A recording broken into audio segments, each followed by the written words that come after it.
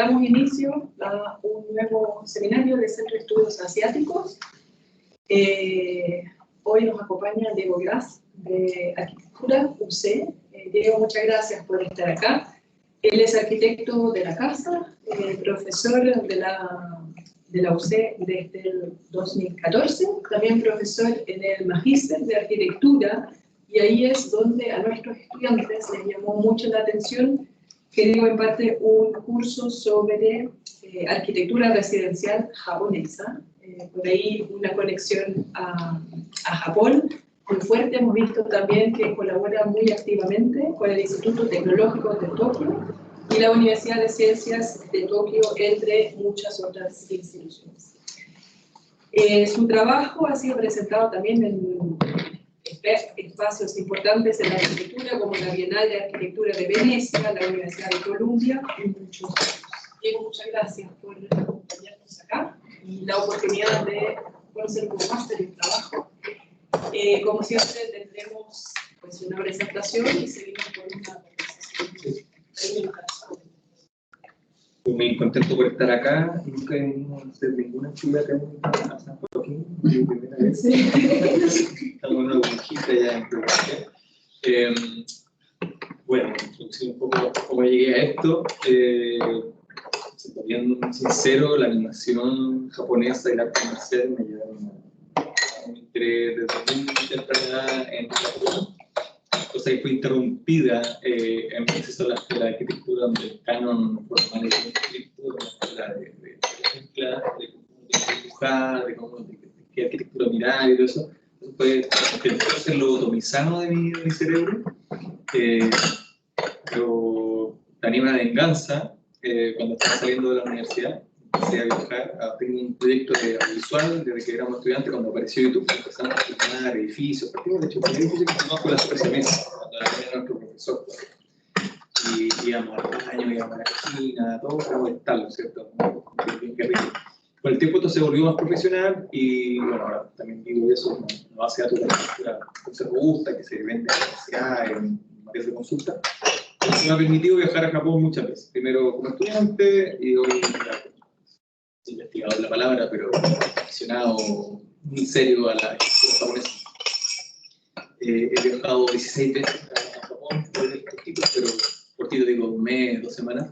Especialmente a Tokio, porque la económica tiene que quedarme en Tokio. Y eso me ha llevado, partí buscando a un arquitecto muy reconocido que se llama Toyo Ito, que hizo una casa en Chile.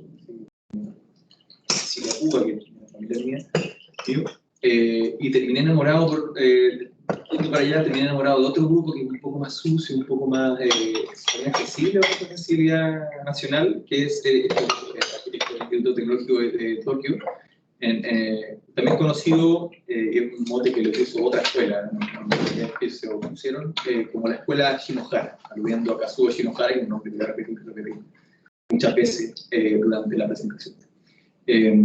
Hago este curso que básicamente resume mi reporteo en Japón respecto a lo que hacen estos arquitectos.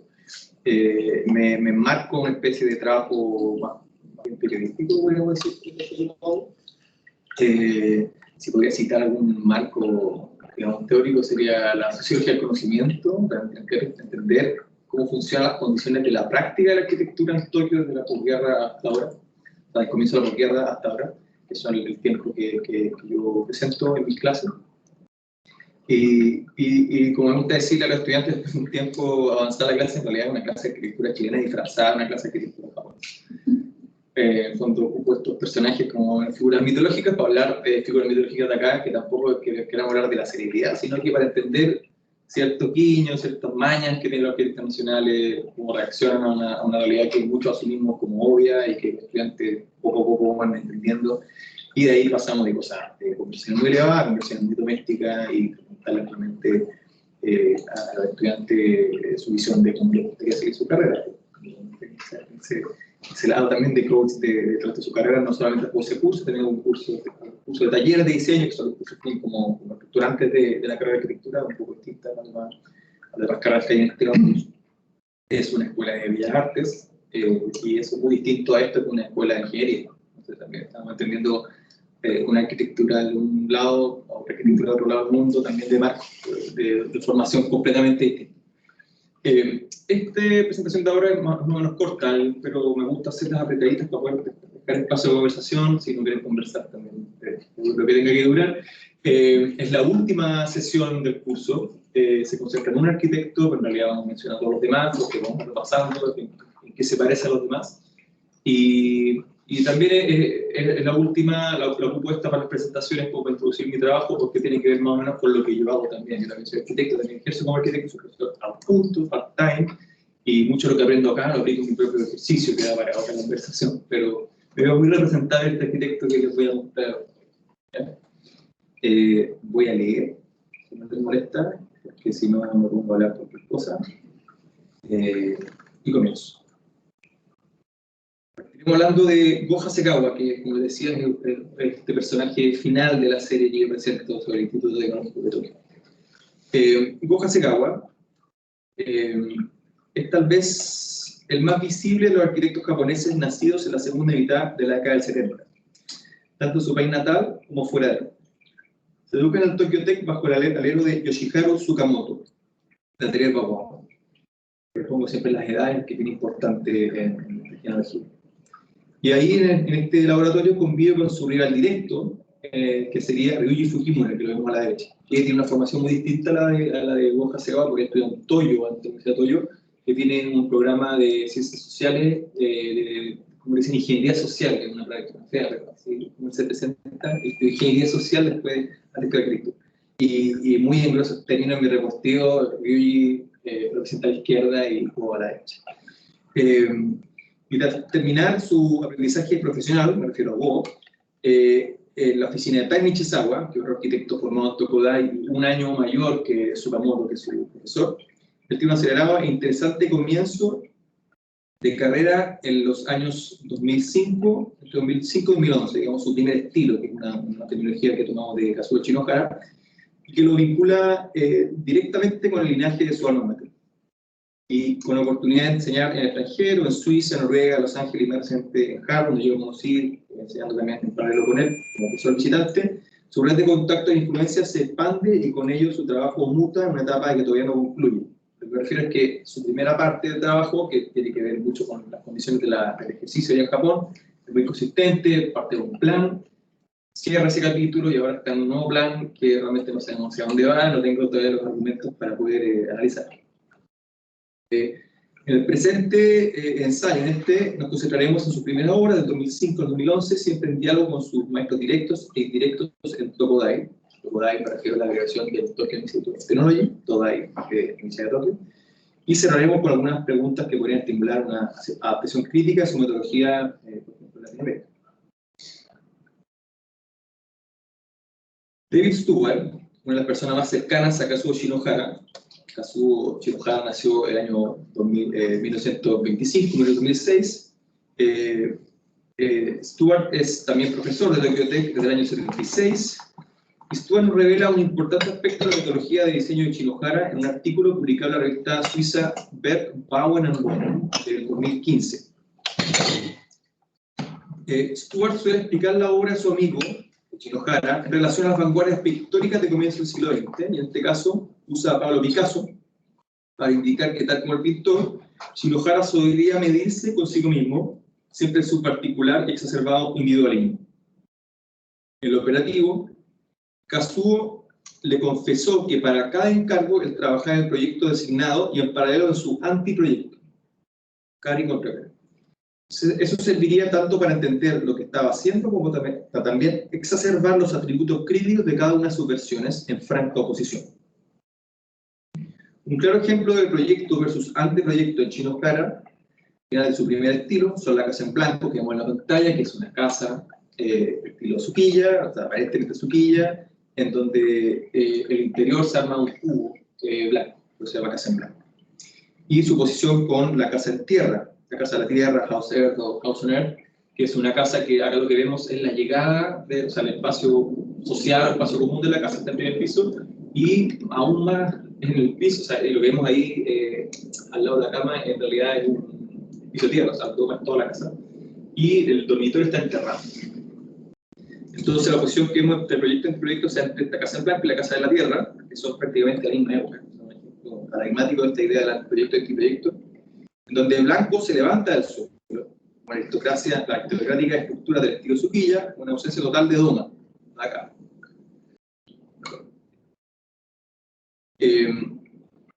Mientras en tierra todo es doma, terreno natural, se entierra en el sitio aludiendo a la popular y hechiza tipología residencial de la minca. Rico versus pobre, militante versus rústico. El elemento que brilla por su ausencia u omnipresencia es el doma. Un elemento que precede a la institucionalización de la arquitectura y el arquitecto como mismo profesional, tanto en Japón como en Occidente, y en el caso de Japón es una institucionalización mucho más reciente que en Occidente. Y también hay que destacar también que, por ejemplo, el diseño de casas es una institucionalización en el campo de la arquitectura que se produce aún más tarde. Si la arquitectura de Japón se institucionaliza tal, empieza a institucionalizarse a final del siglo XIX, después del comienzo de la restauración Meiji, la arquitectura de casas como arquitectura, no como diseño de casas, que es un diseño menor, de interiores, menor, lo que se piensa en ello, se produce de la mano de Shinohara ya entrada a la búsqueda. Entonces, recurrir a estos recursos es interesantemente paradójico, a la vez moderno por su intento de abstraer el elemento, pero también nostálgico al no ser totalmente significante de su significado histórico. Si bien la forma en que el proyecto y este proyecto se contraponen en blanco y tierra, no se logra la misma intensidad y nitidez en el resto de la obra de Shinohara. O sea, este es una especie de momento clímax del proyecto y este proyecto. Un binomio que se inauguró una forma de mediar también, característica de todos los sucesores de Tokyo Tech, y algunos también. No hay obras en donde el legado del proyecto de este proyecto de Shinohara sea tan claro como los únicos 2 edificios de vivienda colectiva construidos que se le conocen a Taira Nishizawa. Taira es el maestro de House Hasegawa, perdón, que no confundir. House A en Chofu y House B en Chofu. Un poquito, estos 2 edificios están enfrentados, ¿ya? Y uno no tiene ventana, lo que ven ahí es un edificio completamente cerrado, que se ilumina por patios de luz, versus un edificio que es solo ventana. Y es tan ventana que hace que las ventanas se vean pequeñitas, que es lo que realmente son, para que se exacerbe esa multiplicidad de ventanas. Bueno, y una cosa que voy a destacar, que esa personita que está ahí asomándose a la ventana es Go Hasegawa.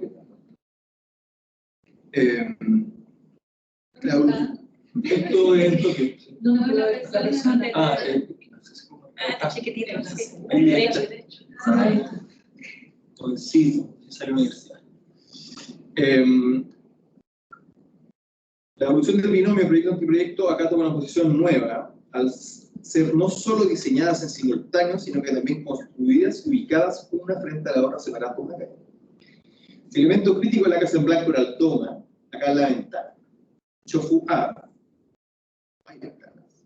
Chofu B, esto está multiplicado más allá de lo meramente funcional. Pero ¿cuál es el proyecto y cuál es el antiproyecto? ¿Por qué la más contraintuitiva es la A, obviamente cerrada, difícil de vender, ¿cierto? Mientras que la más normal, y que, para dar proporciones, pero normal es la B, todo ventana, porque la A es la más rara y la B es la más normal. Al igual que Shinohara, esta dualidad proyecto-antiproyecto no es tan nítida en el resto de su carrera, en el resto de la carrera de Taira Nishizawa, como en esta pareja de obras. De hecho, es muy difícil de trazar en obras posteriores. Pero sí es instrumental para entender desde dónde parte su propio camino el pupilo directo de Taira y también de Shinohara, que sería Go Hasegawa. Y Perú. Parte de todo este trabajo, en verdad, son interpretaciones mías, lo dejo claro, no es lo que dice los arquitectos. En su primera tanda de obras, entre 2005 y 2011, Go Hasegawa aborda el concepto de antiproyecto heredado de Shinohara por medio de Nishizawa, y lo lleva a un estado completamente distinto. Antes que nada, hay que aclarar que Hasegawa destaca en su linaje Tokudai por su claridad y franqueza, sin las altas dosis de ambigüedad o contradicciones que caracterizan a varios de sus predecesores como Shinohara, Kazunari Sakamoto, que aparece en pantalla, o Adriel Bawa. Respecto a estos 2 últimos, en Kono Inai tributario a Robert Venturi, una influencia muy importante para Sakamoto. Tsukamoto y Kaijima. Robert Venturi, un arquitecto americano que reivindica el marinismo ya hacia el año 1966, cuando muere Le Corbusier. Empieza la posmodernidad de la arquitectura, que es un poquito más de tiempo en Atarapacá. José Hasegawa no es complejo ni contradictorio y sus obras nos destacan por doble funcionalidades. Se acerca al nivel profesionalismo de su antiguo jefe Taira, que aparece en pantalla, con otras obras posteriores a Chokugai y Chokugé, pero sin la carga política y social que permea el trabajo de su mentor. La obra del pupilo es nítida en su apuesta en cada edificio, que explica su fácil digestión por parte de un público especializado en general, tanto Japón como extranjero. Hasegawa es claramente mucho más reconocido y popular que muchos arquitectos de esta genealogía, digamos, casi todos. Entonces podríamos preguntarnos la versión light de la escuela Shinohara, podríamos negar la posibilidad de interpretación, pero también podría entenderse como la puerta de entrada a otras arquitecturas mencionadas que son menos accesibles en términos intelectuales, el mismo Shinohara, Sakamoto, Bauhaus o Taira, que es menos accesible de todo, operando una especie de entenderlo como un divulgador de lo que sería el legado de Tokugai. Volviendo a la trascendencia del antiproyecto de Shinohara en Hasegawa, vía Taira Nishizawa, Go logra sintetizarlo en una forma de trabajar que es mucho más evidente, trasladando la dialéctica entre un binomio de obras hacia el reconocimiento de las diferencias entre los componentes de un mismo edificio. Ya lo voy a explicar. Tendremos que volver una vez más atrás a Kazuo Shinohara para explicar esta evolución. Uno de los últimos alumnos de Shinohara, llamado Taku Sakaguchi, en colaboración con su protegido Soichiro Omura. Taku Sakaguchi es mi tutor del doctorado que estoy comenzando. Ha descrito recientemente la obra de su maestro instalando un nuevo binomio, ordinario y extraordinario.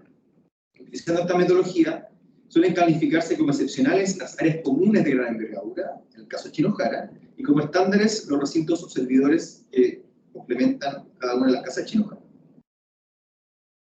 Tenemos casa en blanco, en donde baños,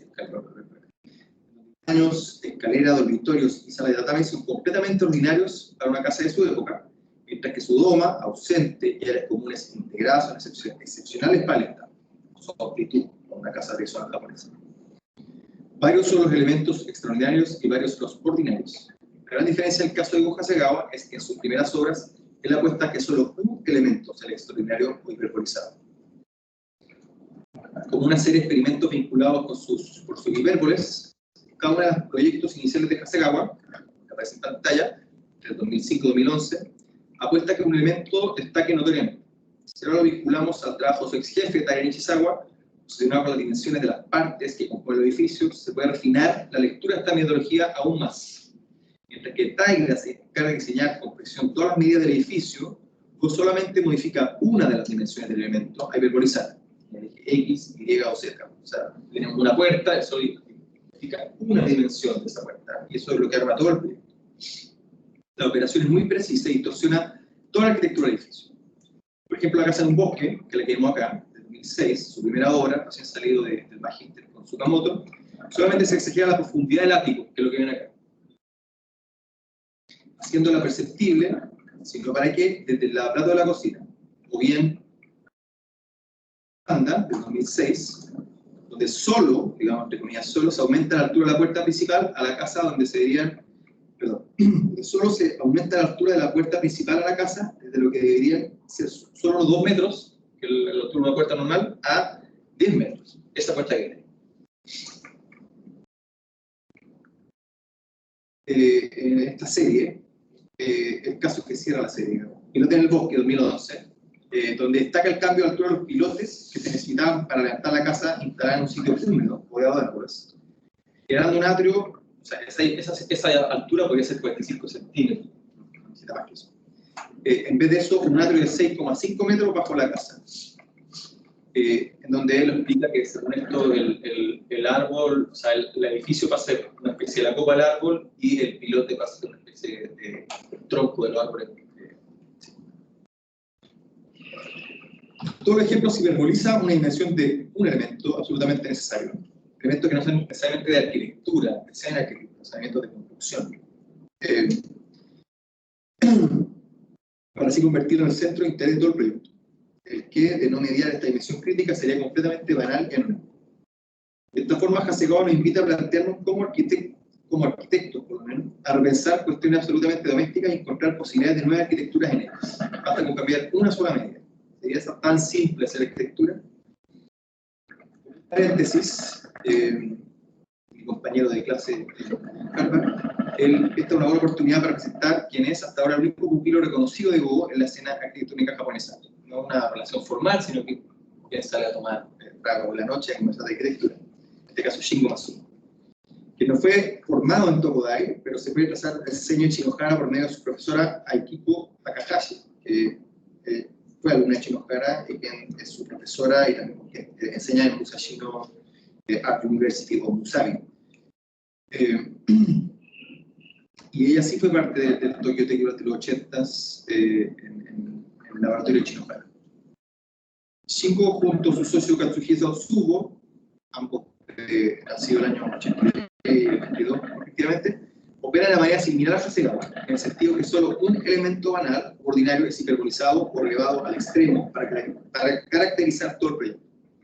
Su ópera prima, Ghost Dark Architecture, o arquitectura que parece ser un fantasma, es solo la cerca o el cierro, una cerca o un cierro que rodea una casa existente, que es la casa de sus padres. Para Boundary Window, una gran ventana. Y acá el solo cambió la dimensión vertical, ¿cierto? El eje Y podría ser. En Living Pool, por ejemplo, solo expresa su basamento. Y acá lo que hicieron es que la casa la mantuvieron tal cual y empezaron a trabajar desde la cota 0 para abajo. Una vez, por ejemplo, las habitaciones mantienen su altura, pero al estar logra una altura superior, excavando. Y el resto de la casa es una casa en cerca de Sentai que tiene una excepcionalidad.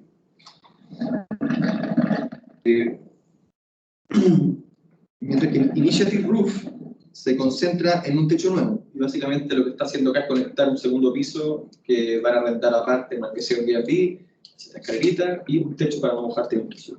Todo bien exagerado, por supuesto. Lo nuevo, lo de nuevo es muy importante. El techo nuevo. Matsuhita Yosubo se desprende de lo que hacía Hasegawa en cuanto a las intervenciones, en cuanto a que sus intervenciones son, en esta primera etapa por supuesto, porque también cambian, son remodelaciones de estructuras existentes, no obra nueva, como el caso de Hasegawa. La misma hipérbole acá no es aplicada a una obra que se hace desde el principio, sino que son intervenciones a existencias. Entonces, en el caso de Hasegawa, la hipérbole está en lo nuevo, y en el caso de los jóvenes, la hipérbole está en lo existente. Y se mantiene un campo aún más ordinario. El ordinario es lo existente y lo extraordinario es solo la intervención o la arquitectura que se le agrega a este caso.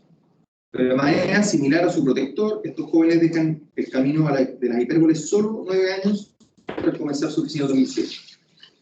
Y las Initiative Roof, desde Chile lo estamos viendo ahora, hacia el 2018 ya están trabajando con temáticas más heterogéneas que van a tener la simplicidad y radicalidad de su primera serie de edificios. Nos referimos al notorio cambio en House with City, una casa que se levanta y deja el primer piso completamente abierto, o Blind Barn, que es un invernadero, si te expliqué brevemente, ambas obras nuevas también, no remodelaciones. Por ejemplo, otro proyecto, Artelan, muestra un tímido retorno al trabajo con elementos nuevos agregados a estructuras existentes, en este caso un balcón, pero el patrón ya se había roto.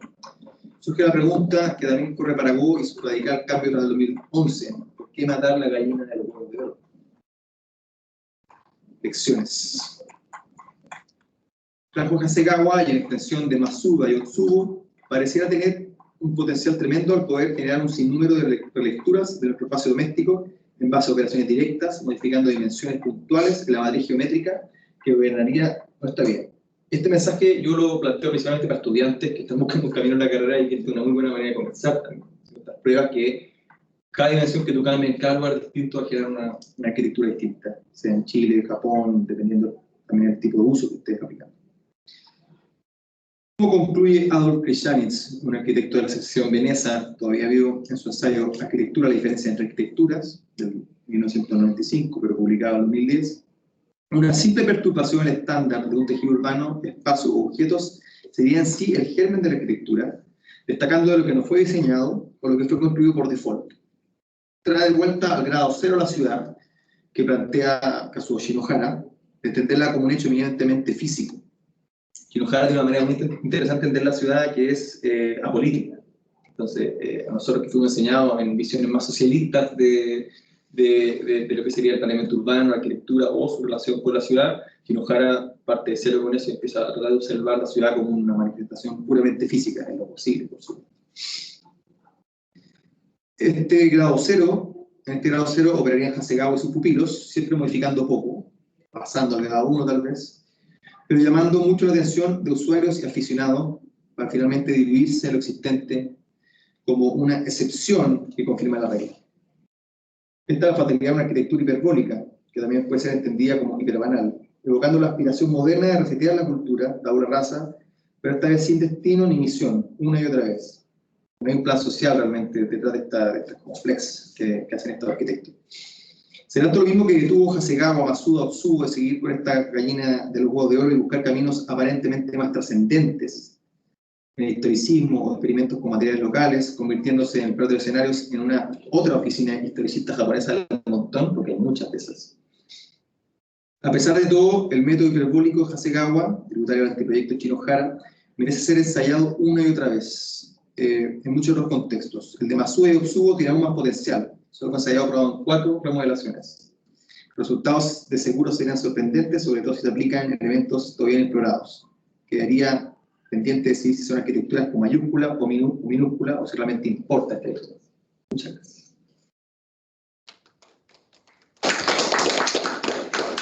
Muchas gracias. Abrimos para comentarios. No sé qué tiene acceso, si por la web hay. No todavía. No. Comenzamos. Y me gustaría indagar más en el tema del invernadero.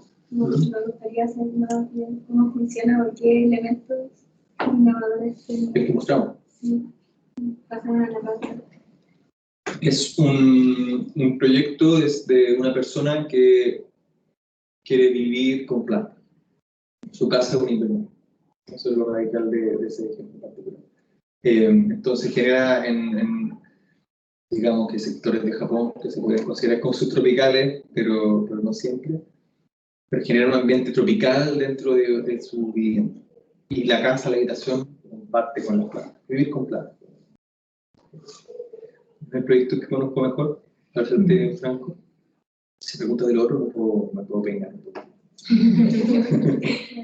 Pero hay proyectos de invernadero interesantes de la arquitectura, y creo que esta arquitectura que hacen Hasegawa y Masuda es tributaria de la arquitectura de los franceses, que son muy populares en la escuela de arquitectura en todo el mundo hoy en día, que se llaman Lacaton y Basal, si lo han escuchado alguna vez.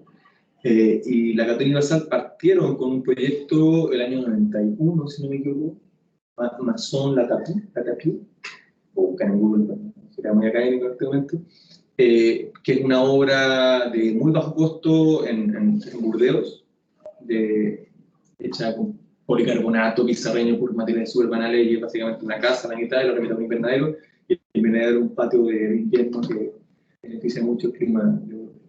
Y Hasegawa, una casualidad, trabajó como practicante en esa oficina, en la Católica. Gracias. Yo tengo una pregunta. Yo no soy nada arquitectura. ¿Quieres presentarte? Así yo soy profesora. Soy otra cosa. No, yo soy profesora del Centro de Estudios Asiáticos y trabajo sobre China y América Latina.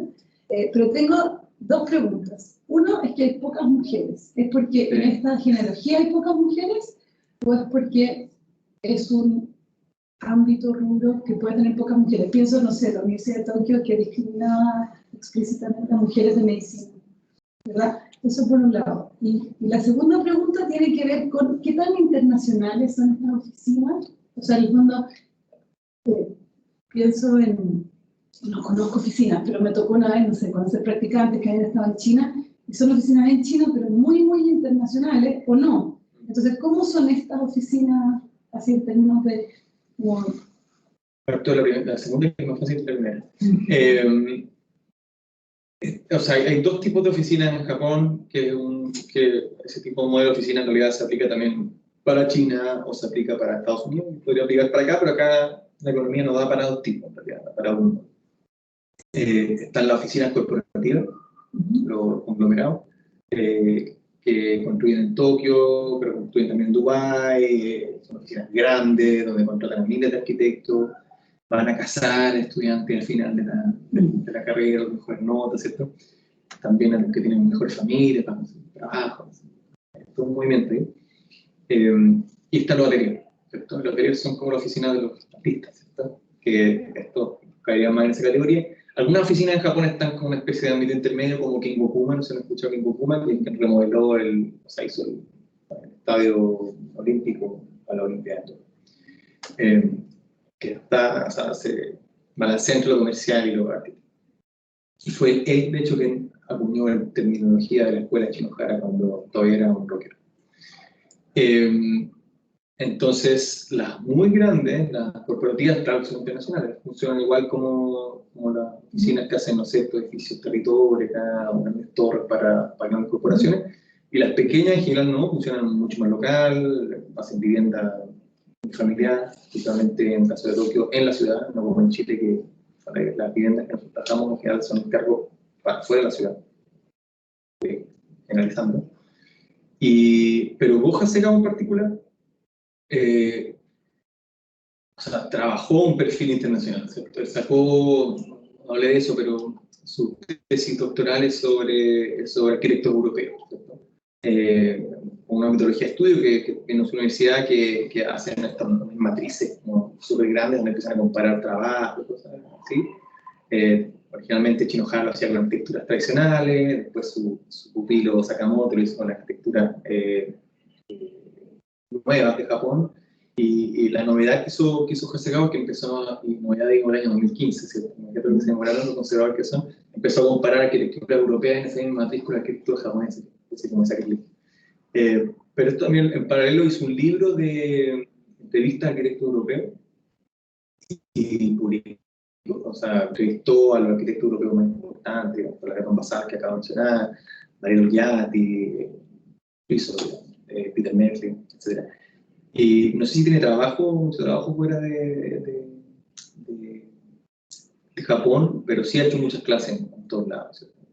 En Mendrisio, bueno, en el cantón italiano, la parte italiana de Suiza, en Estados Unidos, en la costa, digamos, Oslo también es importante. Pero estos ateliers, en el fondo, incluyéndome, sobrevivimos también trabajando part-time en la academia, o sea, la relación entre las oficinas pequeñas y la academia es bien estrecha, entonces la internalización a veces se da mucho antes en relaciones académicas, como en mi caso, que en relaciones profesionales. O sea, es muy distante yo, por ejemplo, hacer un proyecto fuera de Chile, porque ha tenido algunas escaramuzas con proyectos en China, un resultado, invitan a hacer un pabelloncito folio en alguna especie de gran proyecto monetario para banque,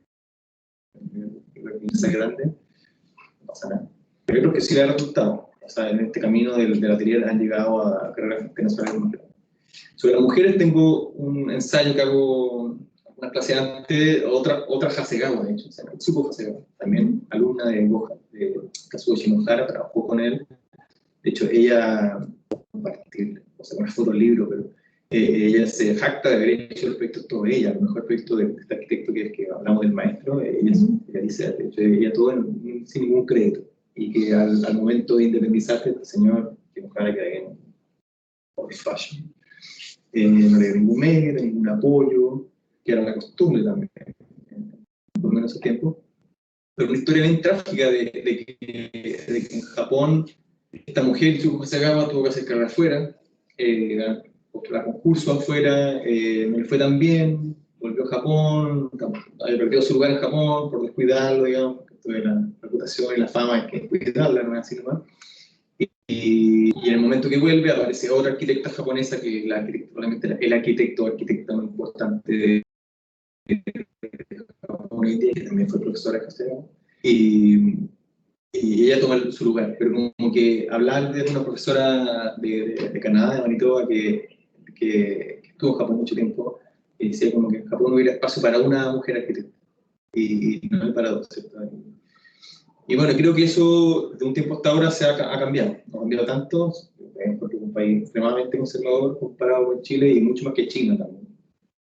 Creo más machista que China, que es machista. Y se han abierto oportunidades, digamos, como esa gran figura, como esa partido en varias figuras tan hegemónicas que compiten con el hombre igual, pero todavía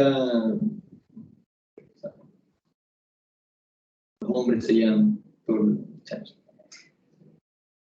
Incluso en la escuela, así como a nivel de inscripción, por ejemplo, del pregrado de arquitectura. No, yo creo que ahí es normal. O sea, ahí es... O sea, no normal, es como la base poblacional normal. Sí, no, y profesoras, muchas. Sí. Pero en general, el profesor, no sé, pues mi doctor tiene una ayudante.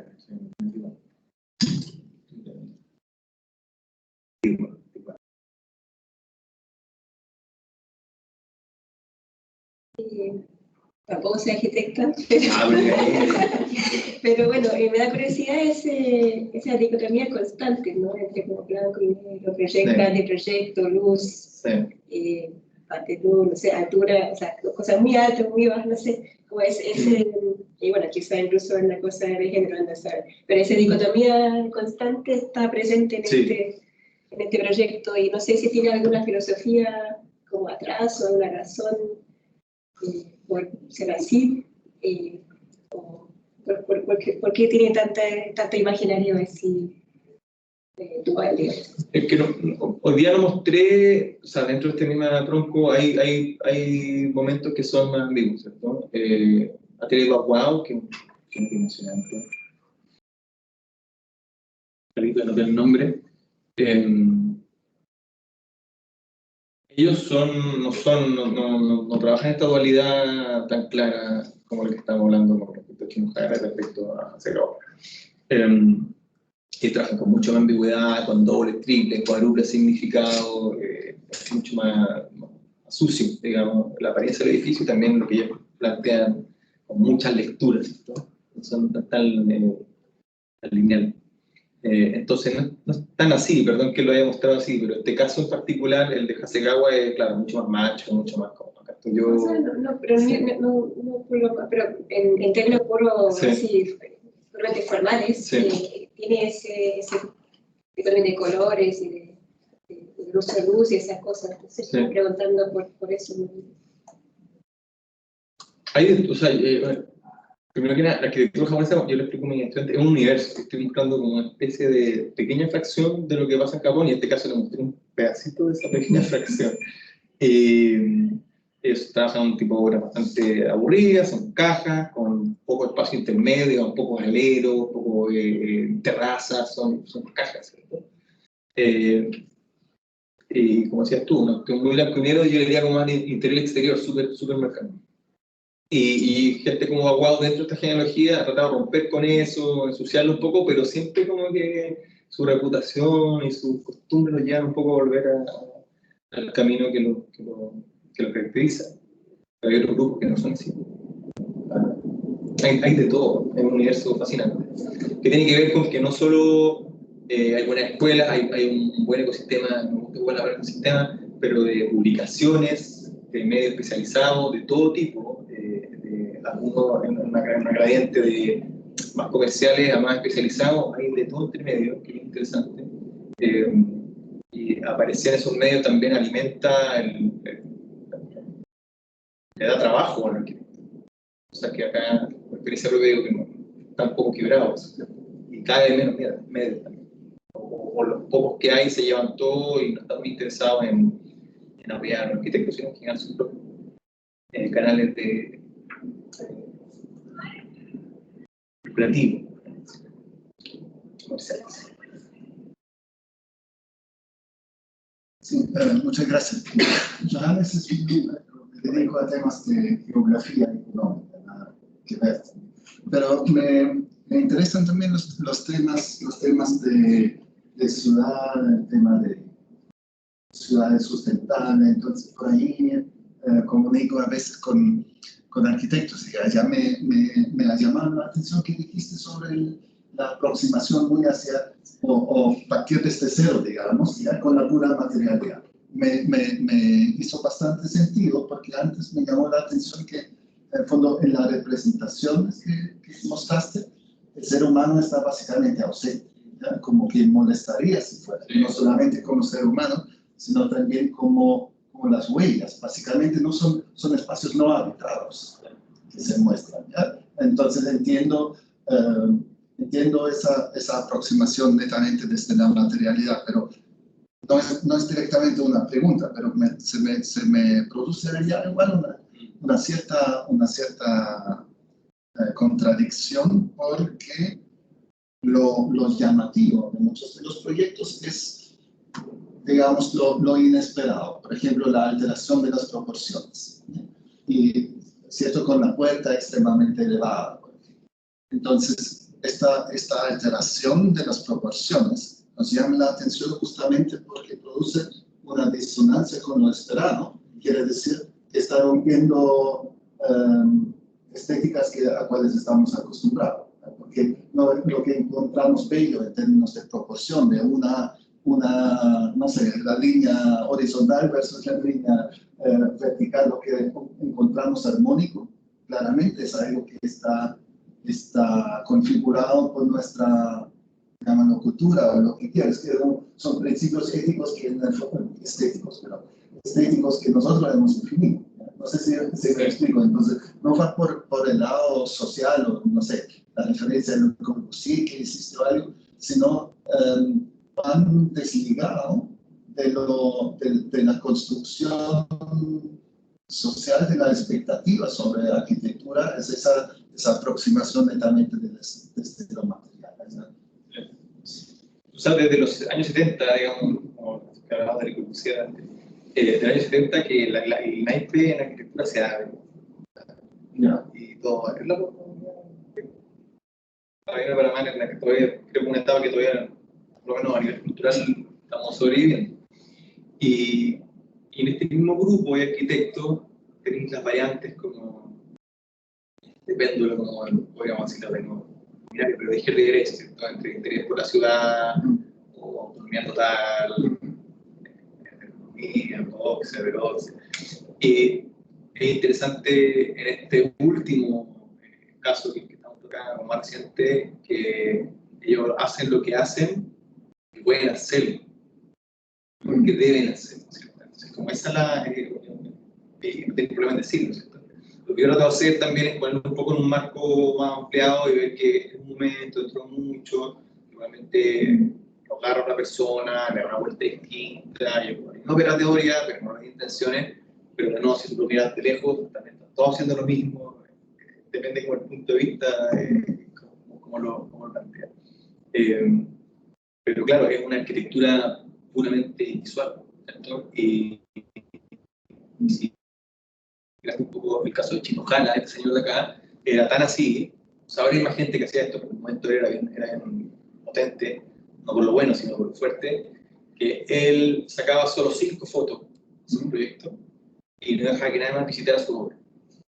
Él decía que era para proteger la intimidad de su usuario, que para él, en el fondo, tenía que ver también con que en esa época no había ciudad, que había esto que conocemos hoy, esto que es mucho más gentil, sucio, la contaminación, no había actividad, o sea, una especie de búnker en la casa.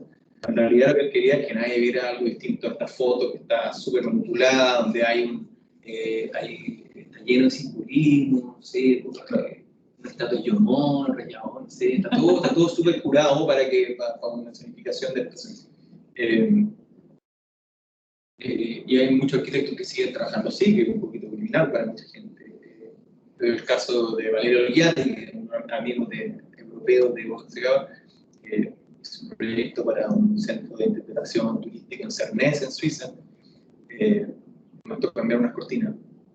Y él dijo, de una declaración así, pública, por sus redes sociales, que la arquitectura había abandonado, que la cortina ya era. Hay gente que vive con esa. Hay talibanes en la arquitectura. Y a mí me interesa mucho que los estudiantes entiendan que esa no es la única forma de operar, y hay personas como yo que somos formadas para hacer así. Ahí está que damos cuenta. Que piensan que la arquitectura en fondo es una cuestión de pureza, ¿cierto? Generaciones anteriores, ¿cierto? Que los jóvenes ahora ya entienden mucho mejor las cosas que nosotros que nos metían. Imágenes como esto o lo otro que tenían lavaplatos, ¿no? Con la luz que entraba así, a mí me recuerda mucho de algunos volúmenes de manga que tengo en mi casa, que es como la escena en un manga de repente se arma de esa forma así vacío, con un contraste fuerte de luz y oscuridad, con líneas muy limpias. Pero este mismo arquitecto después, el estilo, después hace son puros volúmenes, o sea, de su proyecto, es una foto también muy curada, demuestra que ahora sí él abraza el caos de la ciudad. No lo que ya de Tokio en su pixel, en 2017, parte de la crisis, la deflación que sufrió Tokio, o sea, Japón hace poco. También cambiando de opinión. Yo le quería preguntar, Diego, saliendo de la presentación por el impacto de las arquitecturas japonesas en Asia, en otras partes. Yo que vengo de la relación internacional y la ciencia política, como Japón para mí en primer lugar es como un actor regional importante que ha tenido una política muy explícita y muy activa hacia sudeste asiático, por ejemplo. Después de la guerra, ¿no? De no mostrarse como una potencia, sino despegando el soft power, y te pregunto, ¿me puedes contar un poco sobre el impacto? No sé, ¿deseado o no deseado? Esta es una de las herramientas, no esta, digamos. Esta es una de las herramientas de soft power de la pero claro, es súper claro que las galerías están abiertas. También voy mucho a China, me encantaría hacer un curso de arquitectura china contemporánea, pero estudiantes no lo tomarían, porque es un sexy caso de estudio, pero hay arquitectura china igual interesante que esta. Uno de los arquitectos chinos más importantes se llama Yang Ke. Digamos, perdón, pronuncié como bueno, pero él nunca ha visitado Japón. De todo ahí, de Beijing, hay otros que sí, porque o sea, está Neri Hu, que son uno de los arquitectos más importantes de China, que viven en Shanghái, otra mentalidad, tal vez podríamos decir, y ellos son de la diáspora, no son chinos nacidos en China, sino que en Taiwán y en Filipinas. Ellos sí tienen mucha relación con Japón, pero los grandes señores de la arquitectura china, de los ateliers, corporativos, una relación con la escena cultural con Japón, que es decidor de lo que pasa. Me he dado cuenta que la influencia tiene que ver con otras cosas tal vez, pero tiene mucha penetración en la arquitectura japonesa en Vietnam, por ejemplo. De hecho, uno de sus arquitectos más importantes, no sé cómo se pronuncia, pero fue otra unidad, estudió en la Universidad de Tokio y se nota muchísimo el en la arquitectura y en todas las oficinas más jóvenes que le copian esto de manera muy increíble. Ho Chi Minh, otra, perdón, Ho Chi Minh principalmente creo que está un poquito más interesante. Y también, si vamos un poco más allá, en Indonesia, en Java, especialmente en Yakarta, hay grupos que se llaman AMI, que son arquitectos jóvenes indoneses, Aristek, John, también marcadísimos mucho por Japón, y ellos han generado vínculos pero también en Indonesia hay un problema con los arquitectos chinos y los que no son los Bahasa, los de Java y los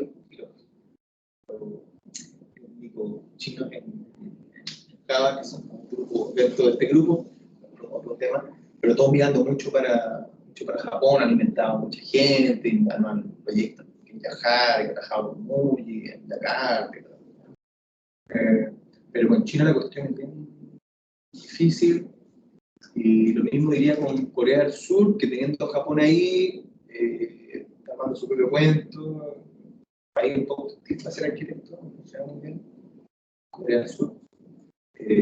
Tampoco están mirando a Japón así como lo que hay que hacer, que tiene que países que están japonés, un poquito más allá que ya, bueno, Tailandia también está viendo muchas cosas con un poco más de autonomía, pero Vietnam, muy claramente, muchos japoneses viviendo, varios japoneses viviendo y haciendo obras buenas en Chile. ¿Y la arquitectura de la República mira a Japón? ¿Se habla de Japón? ¿Existe Japón versus China o versus otros lugares? No, todo mi curso yo les pregunté, ¿cuáles son los que entran por acá porque son otaku? ¿Quiénes están acá porque son hipsters y les gusta muy? ¿Y quiénes están acá porque son conservadores y quieren hablar de mensaje? Los tres grupitos digo ya, yo soy de los otaku, soy de los muy, no tengo nada, no sé nada de lo tradicional, así que si ustedes se quieren ir, vamos a salir. No, pero para dejarles clara la expectativa. ¿Hay como escuelas así, no sé? No, muy superficialmente. Igual ubica algunos arquitectos famosos japoneses. Muy por encima. Pero tienen, eso sí, tienen la biblioteca, tienen la biblioteca de arquitectura mejor del mundo, sobre todo la biblioteca, tienen toda la Japan Architect, una revista increíble, siglo final, porque terminó durante la pandemia, todos, está todo documentado ahí, una entrevista de arquitectos, traducida, de primera calidad, y nadie la lee. No importa, hablan de los metabolitas, que es una vanguardia media light que pasó en los finales de los siglos 60, que yo la estudio durante mis clases para que los cabros entiendan que eso no es lo único que ha pasado, y que en fondo es una especie de show publicitario que sirve para armar la Expo de Osaka, de 70, ¿no? También, pero muy superficial lo que entienden de Japón y lo que darle las condiciones para que no se queden, que es una ventana gigante, ¿no? Un fondo, ¿cierto? Que también se puede entrar para acá. Y de China nada, cero. ¿En la Católica de dónde miran? ¿Mira más bien hacia Europa o...? Sí, no. Yo quería preguntar España. No he escrito todavía, ni siquiera por España. Yo quería preguntar en relación a las artes tradicionales. Acabas de decir que no estás muy interesado. No, es porque yo no sé. Pero quería preguntarte en relación a estos arquitectos que mencionaste ahora. Si tú has leído, has escuchado, visto, si ellos manifiestan alguna relación en particular con la arquitectura tradicional japonesa en el sentido de conceptos, de estética. ¿Hay algo ahí? Por ejemplo, esa casa alta. Sí. Que tenía estos pilares, ¿no es cierto? Que de alguna manera dialogaban con el bosque circundante. Yo pensé inmediatamente en Kiyomi Sudera, que tiene que es muy famoso, ¿no es cierto?, con esos grandes pilares de madera que dialogan con los árboles que le rodean. No sé si habrá una relación o no.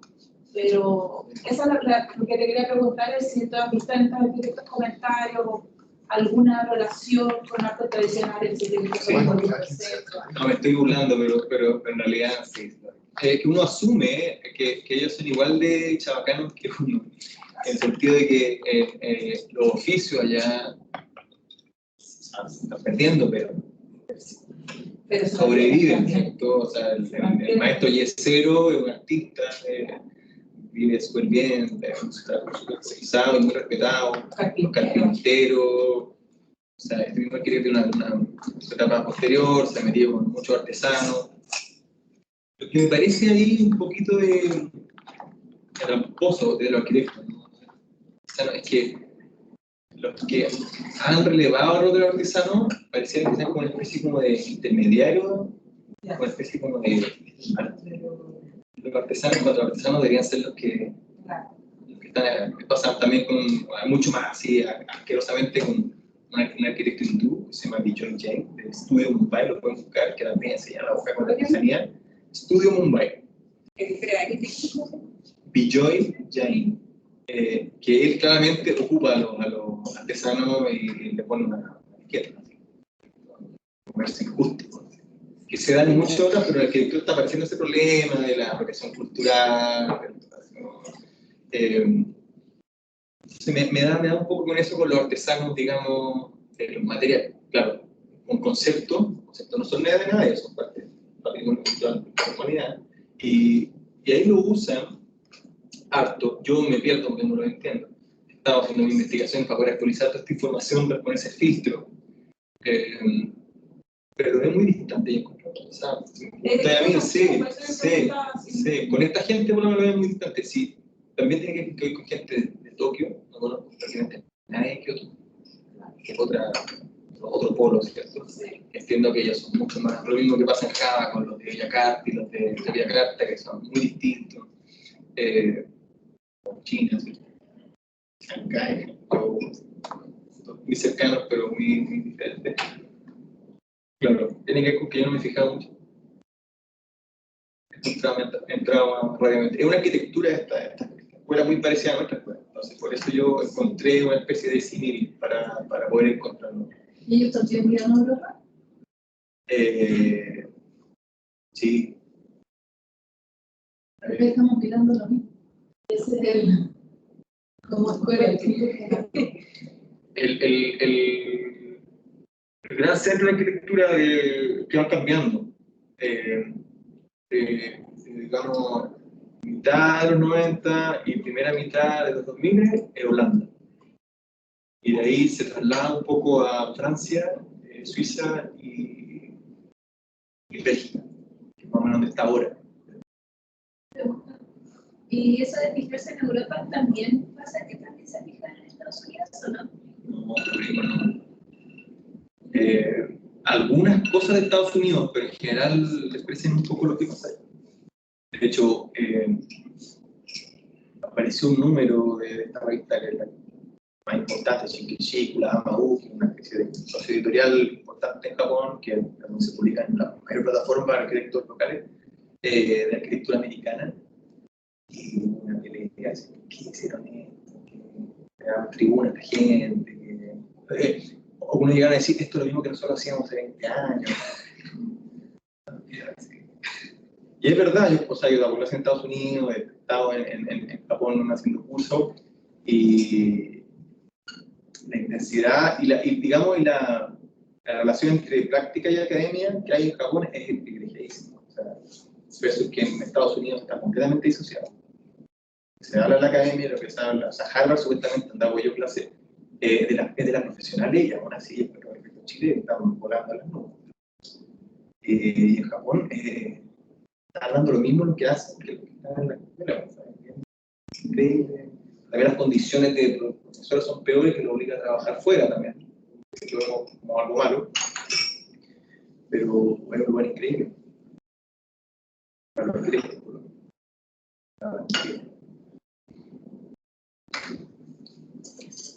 Yo no sé si esto fue la señal. Sí, vaya, tengo que buscar a mi hijo. Sí, pero muchas gracias. En el centro sí estamos acostumbrados, como que venimos de distintas disciplinas y de escuchar cosas así como súper nuevas, pero al menos en mi memoria no hemos tenido nada de arquitectura. De arquitectura directamente no. No, de jardines sí. De jardines hemos tenido cosas, pero de arquitectura, de paisaje, sí. Es súper interesante. Sí, gracias. Y de Muy bien. sí. Tengo varias de estas, si queremos. No, muchos nombres. Les puedo pasar el texto si lo ven. No, pero eso es solo una introducción de práctico. sí. Tenemos bastante trabajo, es mucho Esto se quiere publicar como documento de trabajo. A ver, que es como... O sea, para hacer una predicción tenía que cambiar un poquito el tono. Está muy...